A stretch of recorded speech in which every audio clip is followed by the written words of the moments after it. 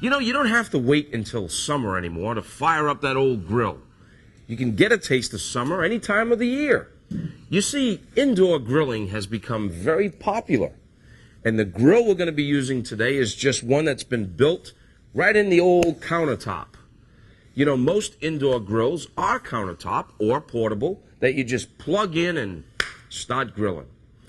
Well, if you grill indoors, the one suggestion that I have is that you have a fire extinguisher nearby, just in case. And one of the most favorite things for me about grilling is grilling with wood. And there are all types of woods available in a lot of stores these days. And mesquite is probably, or was probably, the most popular. Mesquite in Texas, and mesquite is very strong, used for a lot of beef and barbecue style grilling.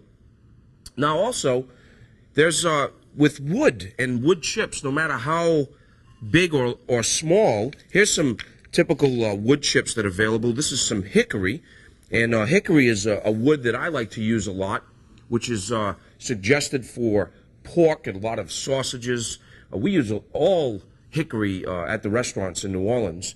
But then there are a lot of different woods used. There are grapevines, and this right here is some basil wood. Is actually dry that you can just put right on your grill, and it smolders and gives a great flavor.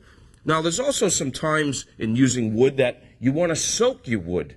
And when you want to soak your wood, that's so that when you soak it, it doesn't really ignite right away, and it smolders a little bit more.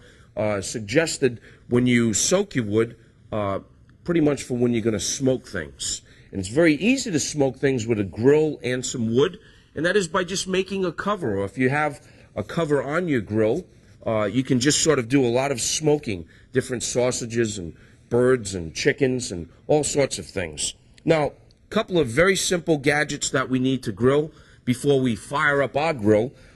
Good long tongs, and these tongs are made long specifically because of the intense heat over the barbecue grill. Good spatula, recommended. You should keep it oiled, and that's good for flipping over your good burgers or steaks or whatever. A good meat fork, I suggest. Those for if you're going to do some big roasts. I like to do some large pieces of either beef or beef with ribs or lamb roasts right over on the grill. And then there are various skewers, and skewers are helpful for when you're going to either grill up some good old veggies or some kebabs, and they come in metal and also different types of metals. And then the most simplest ones are done with little wood. And you may also, besides soaking your wood chips or your logs, you may also, when you use these wood skewers, you may want to soak them either in your marinade or in some water.